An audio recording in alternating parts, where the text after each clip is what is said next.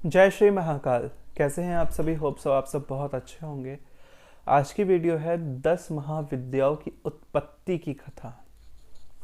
Basically शाक्त दर्शनम में 10 महाविद्याओं का बहुत अलग वर्णन है। बहुत डिफरेंट प्रकार से उनकी उत्पत्ति बताई गई है। मैं सिर्फ उनका एक पहलू इस वीडियो में आपके आगे लेकर आ रहा हूँ। 10 महाविद्याएं। महाविद्याएं अनेकानेक रही है, एक महाविद्या नहीं है। इवन अन्नपूर्णा महाविद्या, त्रिपुरा, ऐसे कई सारी देवियां हैं जो महाविद्याएं हैं। इसके अलावा भैरवी के भी कई सारे स्वरूप हैं जो महाविद्याओं के अंतर्गत है। दुर्गा को भी महाविद्या, श्यामा महाविद्या, काली महाविद्या, दुर्गा महाविद्या, ऐसे करके सबका वर्णन आता है। तो चंडी तो स्वयं परा है, उनको परा में डाल दिया गया।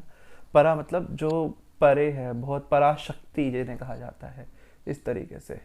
तो भगवती की महाविद्याओं की उत्पत्ति आज हम जानेंगे। महाविद्याएं 10 क्यों ज़्यादा स्पेशल है और महाविद्याएं प्रकट कैसे हुई। अब हम शुरू करते हैं।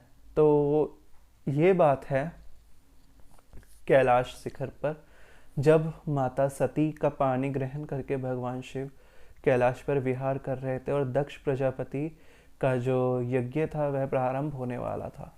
तो सभी देवता जा रहे थे। शिव ने, नारद जी ने आके माता सती से बोला कि माता ऐसा से यज्ञ हो रहा है, परंतु हम नहीं जाने। तो शिव जी के पास कई देवता है, तो उन्होंने कहा कि हम नहीं जाने। तो शिव जी ने उन्हें भेज दिया। माता सती को पता चला उनके पिता के यहाँ यज्ञ हो रहा है, तो उन्होंने कहा कि अगर वे यज्ञ में शिव की अवहेलना कर रहे हैं, मेरी भी अवहेलना कर रहे हैं, तो आगे हम शिव का कोई पूजन नहीं करेगा। और अपने भक्त से, जैसे कि मैंने आपको पिछली वीडियोस में बताया है, अपने भक्त से यानी दक्ष प्रजापति स्वयं शक्ति के उपासक एवं परम शाक्त थे। उनके मन में दोष आया था, वो भी मैंने पिछली वीडियोस में बताया है। तो उनके मन में दोष आया था, तो उन्होंने कहा कि अगर ये ऐसा दोष आ रहा है, आगे जाकर ये हमारी अवहेलना करेंगे तो आगे कोई भी यज्ञ में हमें आहुति नहीं देगा और हमारा कहीं सम्मान नहीं होगा और कोई भी बिना हमारी हमारी अवज्ञा करके पूजन कर देगा। पंचदेव खंडित हो जाएंगे। पंचदेव का मैंने जैसे स्टार्टिंग में जिक्र किया है, शाक्त रहस्य का पहला ही एपिसोड पंचदेव पर था।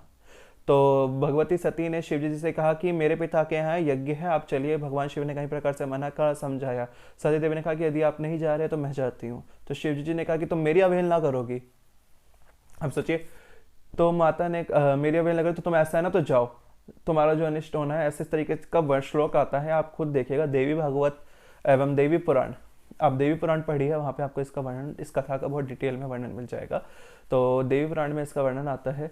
फिर भगवान शिव को माता सती कहते हैं कि आप मेरी अवज्ञा कर रहे हैं। शिव जी, माता सती सोचती हैं कि एक समय तो मेरे को पाने के लिए तुम आपने तपस्या करी, जब सभी त्रिदेवों ने तपस्या करी थी मुझे अपनी अर्धांगिनी रूप में पाने के लिए, यानी मेरे अंशों को, और मैं स्वयं आपके पास आई हूँ और आप मेरी इस तरीके से अवज्ञा कर रहे हैं, तो ये तो गलत बात है। इस तरीके से माता सती को कुपित होता है। कहते हैं अब मैं आपको अपना प्रभाव दिखाती हूँ, अर्थात मैं अपनी शक्ति का परिचय आपको देती हूँ। इस तरीके की कथा देवी पुराण में आती है। और वह क्या कहती हैं कि आप देखिए, माता सती अपना रूप बदल लेती है और महा उग्र चंडी का स्वरूप धर लेती है।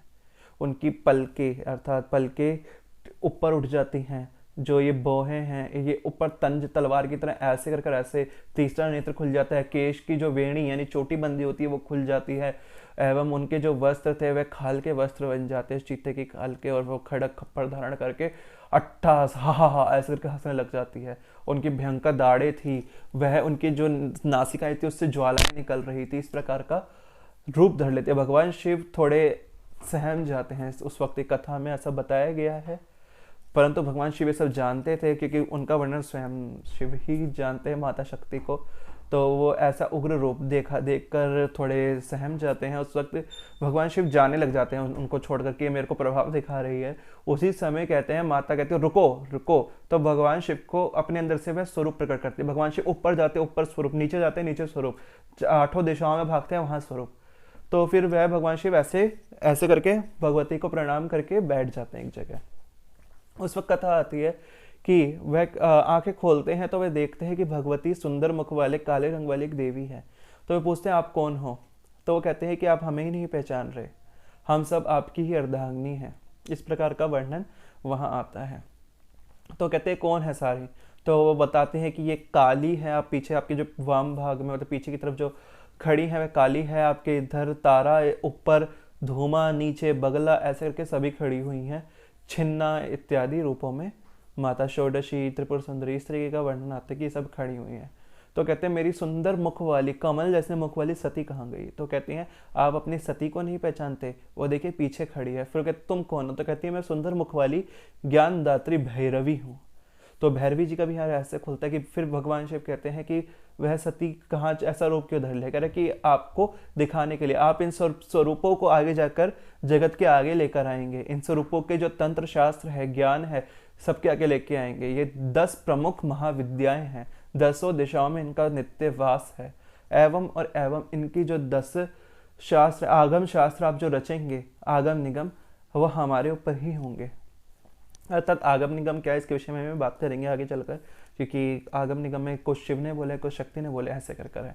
तो भैरवी कहती है कि इनके शास्त्रों को आप रचेंगे, इस तरीके का वर्णन मिलता है। तो भगवती सती को कहते हैं मतलब कि ये बेसिकली कथा इसके ऊपर थी कि जब 10 महाविद्याएं एक साथ प्रकट हुई थी, उसके ऊपर एक कथा है कि ये एक साथ इस तरीके से प्रकट हुई। अर्थात इसके अलावा क्या है कि जब ब्रह्मांड की रचना हो रही थी तो उस वक्त साक्षात भुवनेश्वरी प्रकट हुई थी, भगवती भुवनेश्वरी। जब सब कुछ अपने अंदर समाया था तो उस वक्त भगवती महाकाली का प्रकट्य हुआ था। इसके अलावा जब सृष्टि का यानी मैदिनी अर्थात पृथ्वी का निर्माण हो रहा था तो भगवती महाकाली यानी स्वयं श्यामा देवी प्रकट हुई थी योग निद्रा या नंदा रूप में। उन्होंने सृष्टि का था, उन्होंने पृथ्वी को बनाया था योग निद्रा अर्थात योग माया स्वरूप में। इस तरीके से वर्णन आता है। छिन्नमस्तिका का भी सभी को पता है। इस तरीके से आगे जाके कभी इनका भी डिस्कशन करेंगे कि शाक्त दर्शन में 10 महाविद्याओं की भी बहुत महिमा है, अन्नपूर्णा की बहुत महिमा है, विशालाक्षी की बहुत महिमा है, इस तरीके की अनेक महिमा है इसके अंदर हमें प्राप्त होती है। तो ये बेसिक कथा है। फिर इसके बाद क्या होता है, 10 महाविद्या मतलब कि भगवती अपने अंदर 10 को समा देती है, मतलब कि तारा काली सब माता के अंदर समा जाती हैं। उसके अलावा फिर भगवान शिव एक रथ तैयार करवाते हैं, नंदी को उस रथ का मतलब कि जो सारथी होता है वो बनाते हैं और जो 1000 सिंगों से चलता हुआ रथ दक्ष के यहाँ पहुंचता है। सती देवी का ऐसे भयंकर रूप देखकर वह डर जाते हैं। इस तरीके की बहुत डिटेल में कथा है। ये मन धड़ंग कहानी नहीं है, इस चीज़ का मैं आपको पहले भी बोल चुका हूँ। ये देवी पुराण में शाक्त जो कथाएं हैं वह बहुत अलग है। अब आप इसे सीरियल की कथा से कनेक्ट करेंगे तो वो नहीं होगा। ये अपने आप में ही अद्भुत कथा है। अब ये आप जैसे कि मैंने स्टार्टिंग में बोला था कि किसी को अपने इष्ट को उच्च दिखाने के लिए एक ना एक को निम्न करना ही पड़ता है, ये चीज़ समझिए आप।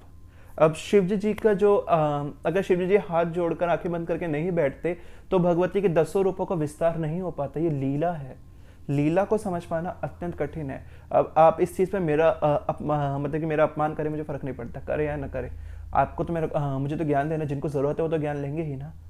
अब लोग इसको कनेक्ट करेंगे, शिवजी जी का आपने अपमान कर दिया। नहीं, मैंने अपमान नहीं किया, मैंने उस लीला का आपके आगे थोड़ा सार रखा है कि ऐसे 10 महाविद्याओं की उत्पत्ति हुई थी एक साथ। अलग अलग तो उनकी उत्पत्ति हुई है, एक साथ शास्त्रों में इस प्रकार से हुई है। पुराणों की कथाएं अलग है, तंत्र की थोड़ी अलग है, कहीं जगह अलग मिलेगी, शिव पुराण में अलग कथा है। इस तरीके से ऐसा नहीं सृष्टि एक ही बार एक ही कथा चल रही है, सृष्टि बार बार नष्ट हुई है, बार बार बनी है, बार बार वो लीला चल रही है स्वयं आदि परम ब्रह्म पराशक्ति की इच्छा से। इस तरीके की अनेक कथाएं हैं। तो आज की वीडियो कैसी लगी? है बहुत डिटेल में कथा है, मैंने बहुत ब्रीफ में बताई है, तो बहुत लोगों के मन में संशय रहा होगा। आप मुझसे पर्सनल ये कथा पूछ सकते हैं। होप से आपको वीडियो अच्छी लगी हुई हो। जय श्री महाकाल।